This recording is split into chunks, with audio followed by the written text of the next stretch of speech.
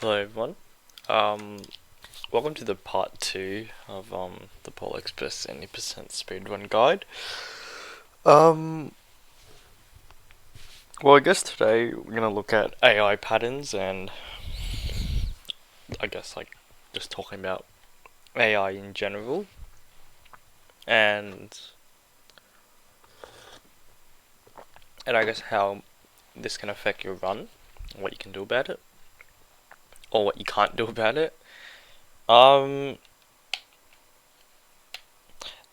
Pretty much all the levels involving AI are in the first half of the game, so before you go to the North Pole. There's I don't really think there's anything after that that involves AI. I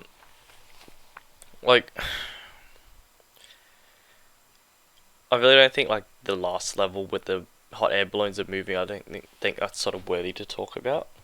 It's not really AI. Since it's just execution, but whatever. So, let's get started.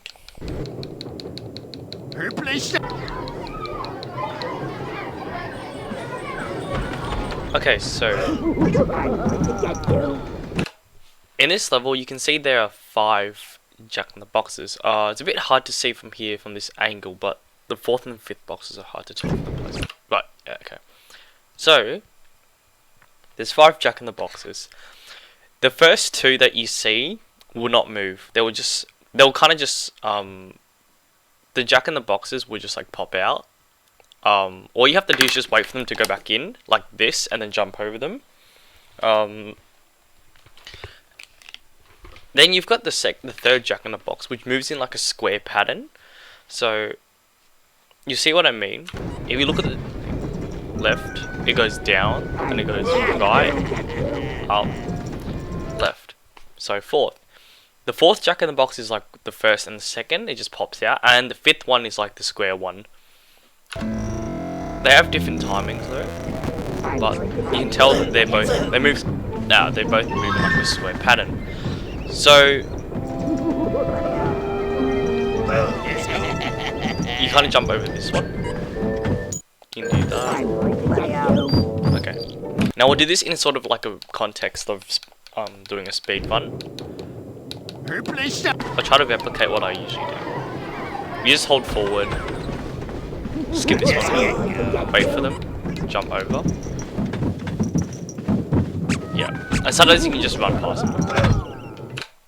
Okay, so that's the first part got it done. Also there's the bicycle, but you won't have to worry about that if you're replicating my sort of method. Okay, next one we've got is the flashlight one. Basically, there's 2 kind of different patterns that the kid can do that's holding the flashlight. I'll try to get both of them. Right, so that's the first pattern where he just kind of reels back like that. I'll try to do not do it properly. That wasn't the one. I'll get him to come over here. Actually, really funny fact, you can actually nudge this kid to go into the door that you came from. That wasn't the one. No, okay. We'll try to get him to do the other animation. Why did you run off? By the way, if this ever happens in a run where you fail, then you should just restart. That wasn't the one. For some reason, he's not doing it. That wasn't the one. Oh, what's going on? He's not doing it. Anyway, there's another animation he can do where he kind of That wasn't the one. he crouches down. I'll try one more time. If I can't get it, I'll reload my save. Sorry, I'll just do my save again. That wasn't the one. Yeah, that. So that right there, you don't want him to do that, because he actually takes longer to recover from that than if he just kind of stands up. Anyway, so that's what you don't want him to do that, but you want him to. That wasn't the one. Okay, I'll give it one more shot. Alright, so we'll try to finish this one now.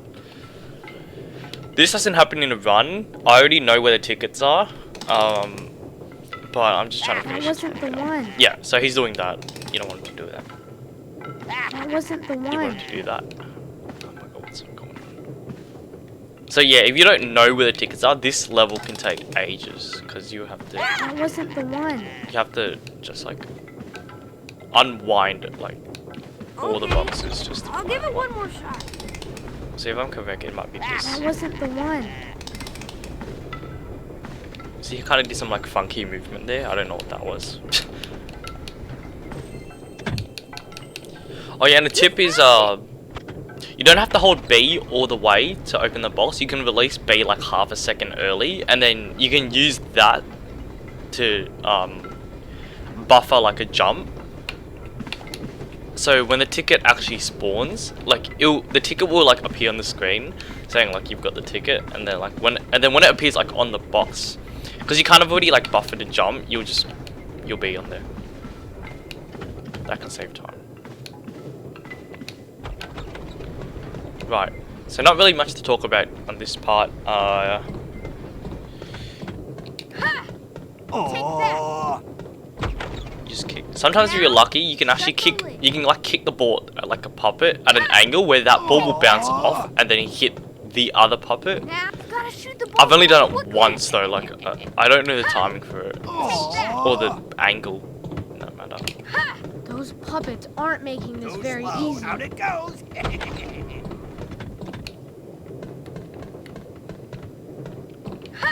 Aw. That should do it. Let's get that key. I haven't found a way to cancel the animation that he does when he gets the key. Okay. So in terms of food fight, these will spawn in the same place every time. The puppets. So memorizing is good. Or well, just getting like you'll memorize it if you play it like many times. Sometimes you like hit. Yeah, like oh wait, no, not that. Sometimes you will literally throw a food, but like it won't hit. It'll just like fling onto the chair.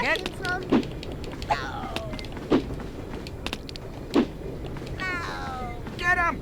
That's the way you want it. You see, I wasted too much time already doing that. That's the way you want it. You waste like 2 seconds or something like that. You don't. If you miss one. Yeah, see like that? That can happen sometimes. Also note that if you jump after hitting the last puppet or anything that stops him from doing that animation, then you'll waste time. So you just want to stay on the ground.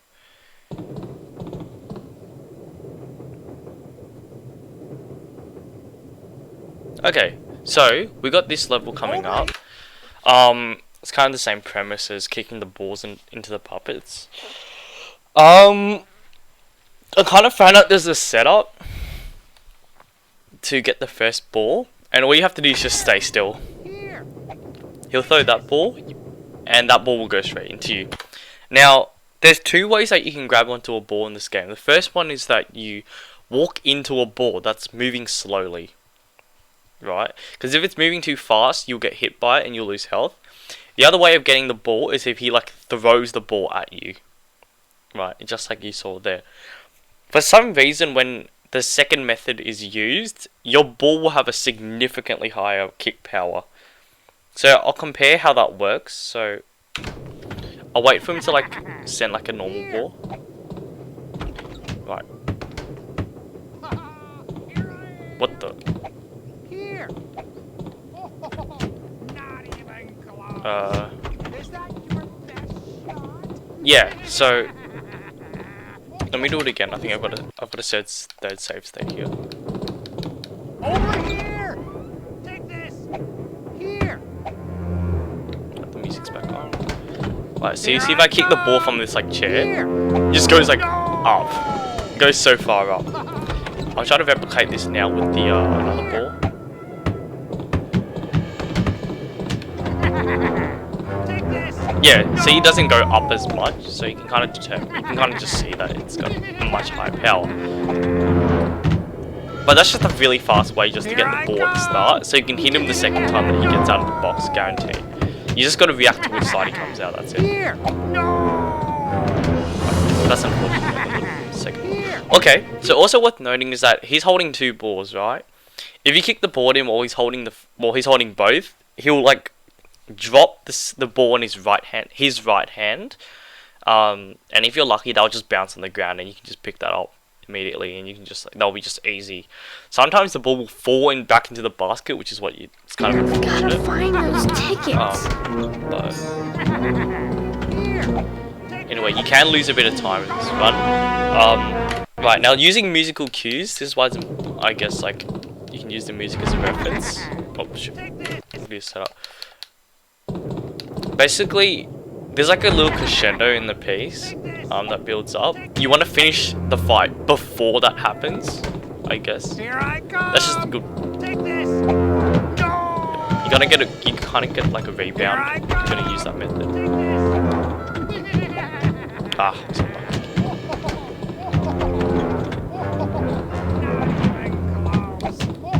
No. Here I come. Take this. No. So yeah, so notice how that second board just drops like Over that. here. Pick it up. Here. No. Over here. Right, so you see that crescendo in the piece? That's kind of what you want to finish at. Right, so now we're up to tennis. I do not think there's a way to manipulate where the ball goes. But you can kind of recognize when you win a round. So there's something to look like. For example, in this scenario, the Jack-in-the-Box can either hit it straight back at you, or he can hit it like diagonally to the right, and you got to react to that.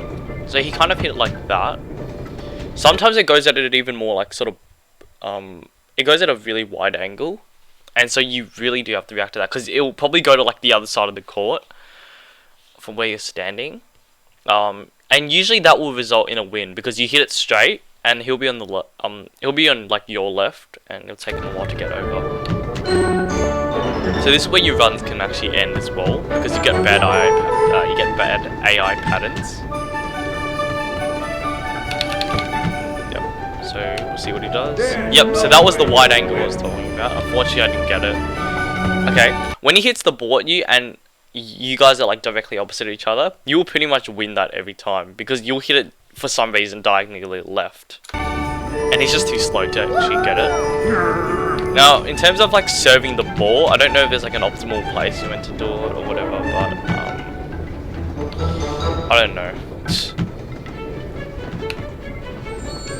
Also, avoid getting the toy. You waste like a couple seconds because you can't skip it. Alright, so that's a win already.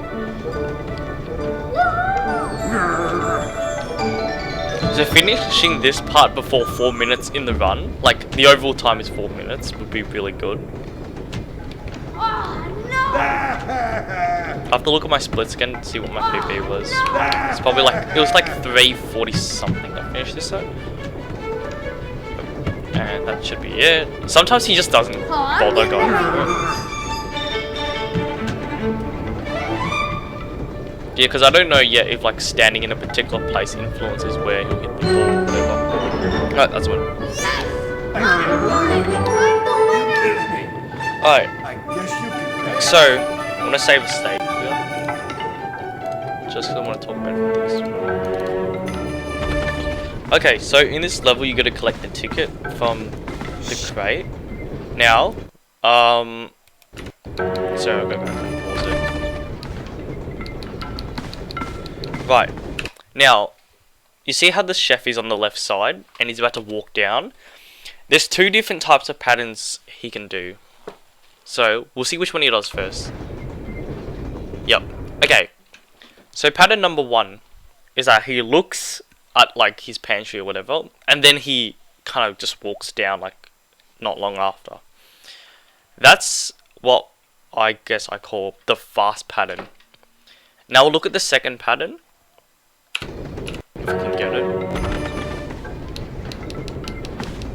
It's pretty much random, like your seed can't influence it. Yep, so that's pattern number 2. He stares at it for a bit longer. And that's really all there is to this part, because now we're going to cover the execution of whichever pattern he does. So, he did pattern number 2. when he does pattern number 2, what you want to do is crouch, and you'll see like he's kind of walking on like the floor is kind of like divided on all of these like squares. You see that the square he's currently walking on, you want him to walk like, you want him to kind of be on like the bottom part of it, and then you want to release crouch and go for the ticket. There's not much time. So yeah, you go now. Also, one thing I kind of found is that you don't need to jump on the crate to get the ticket. You can just walk up to the crate like that, and you'll get it. Right now, on the way back, just crouch here. Wait for him to start stirring, and then or sniffing, and then you'll be fine. And you can just run. Right, so that was the second pattern. We'll see what happens if he gets the first pattern. So much Yeah, to do. you can pretty much react to that like while you're running. You don't have to like stop or anything like that. And on the way back, it is the exact same thing. You gotta be careful where you gotta be careful where you're crouching as well, because I'm a bit too close. But if you're crouching and you're a bit more forward, like you're a bit more south than I am, he can actually catch you. So I guess you don't want to go you kind of want to be like in the middle of those two squares on the ground. You don't want to be like too far on the bottom square, or else he's gonna get you. He'll get you either here or when he's stirring the pot. And we can go. What was that? So that's the shit. That's the Hannibal Lecter level, I call it. Cooking. And then this guy will be fine. He won't be mad anymore for some reason. Okay, the mice. Hi. Have you found your ticket yet? I'm so glad to see you here. So I'm I drinking. can't get past. Right. So on this level, there's a bunch of mice that are running around. You gotta catch them using B. I'll catch you. This level can be quite annoying. Because they kind of move really quickly, and then like in an unpredictable fashion. That should hold you. So I kind of messed up there. I kind of like threw and then like I ran away, and apparently that just influenced my throw. So I guess like you kind of just like. There's the key. And also remember this key up there. Really not much to say for that. I think it's all practice. Hey. You can kind of predict where they're going. Usually if the mice are in like a corner, like over here, you can just dive like. Yeah, it'll be pretty easy. You can just dive. Alright, so we'll try to do this level quickly. I wonder what's in that package.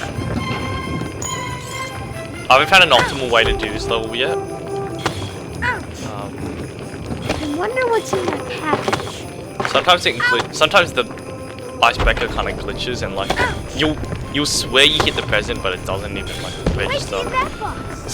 Some shit like that happening. It's pretty annoying. It's the ticket. Getting a ticket on the third ice box is really good. Are you okay?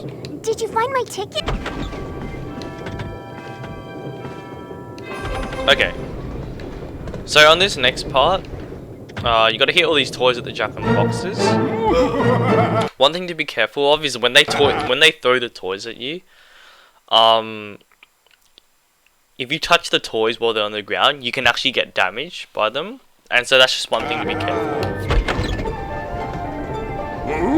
Basically, like a safe strat is just to stay over here until you get those two, and then you can move a bit closer.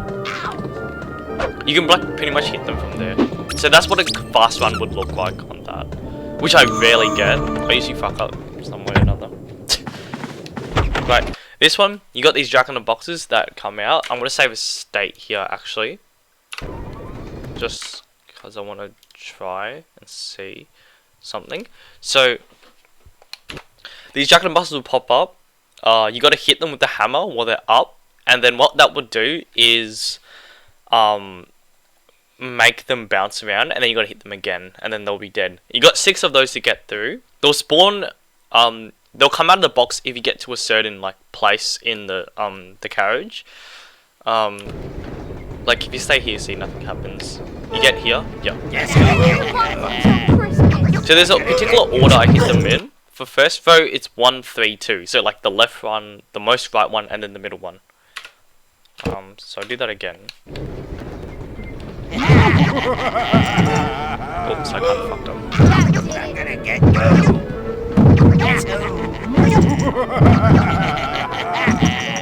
Stay in your box until Yep. So sometimes I can die here. Bring those tickets. Depending on like how good you are during the run, it's fine.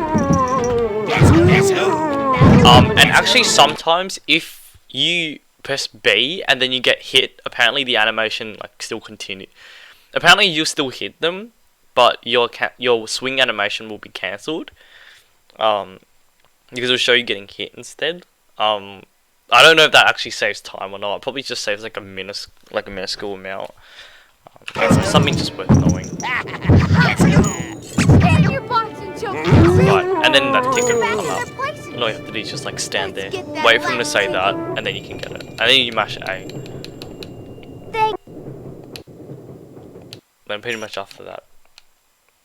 Okay, so the next few levels are they don't really involve any AI, so we'll move on to my F4 state, which is when you're back on the train. Well, and like the main part of the train after doing all this shit at the front of the engine and like skiing and all that stuff. It was not. Oops. Oh yeah. So back here we've got more this shit to deal with. Ah, sorry, I messed up there. I could have hit another one. So see how you can hit like that one over there. The one on this one over here is kind of annoying to hit. Which is why you kind of want to hit him over here, at, like kind of the start.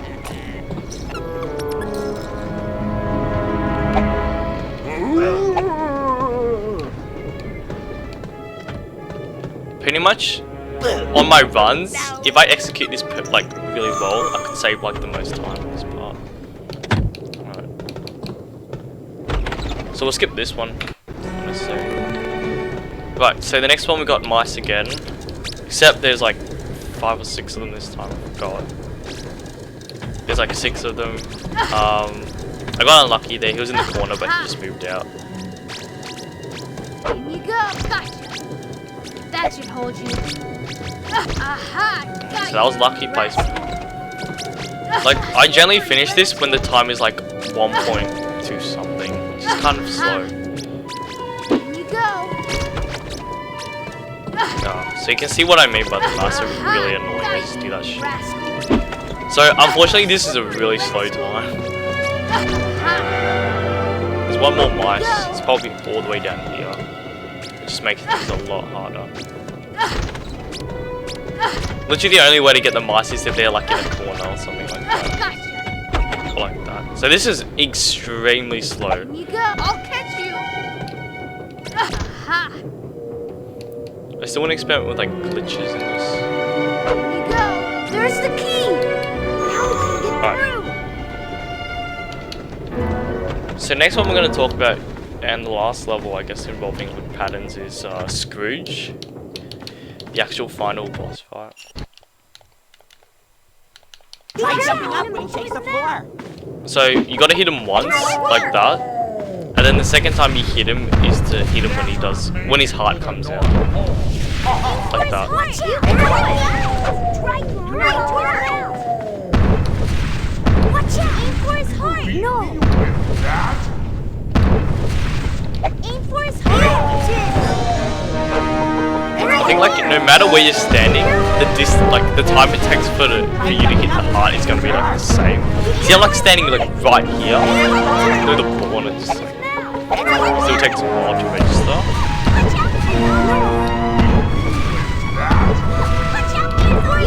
I gotta find out if like standing in a particular place like makes you like invulnerable to the things, so you don't have to run the risk of getting hit. That's one thing to be careful of. Let's see how you take this. Watch out! To his mouth! Be careful! Never make it to the North Pole. Right to his mouth!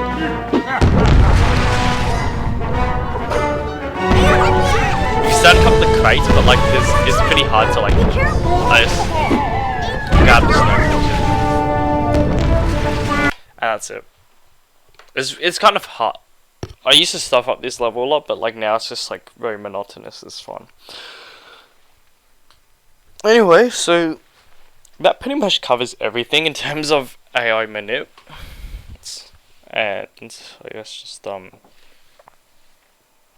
like patterns and all that stuff. Um, so that was part 2. Part 3, I've got to think of what. I guess like maybe I'll cover platforming in that level. So that'll be skiing, train hopping, and then the Santa Sack, maybe the last level as well. Yeah, but I think that's it. So hopefully this guide was useful. If you haven't seen the part 1 already, which talks about RNG, then you should definitely do that. And also make sure to check out other runs that I've done by people in the community as well. Those are the most, I guess, like the most useful things to learn from.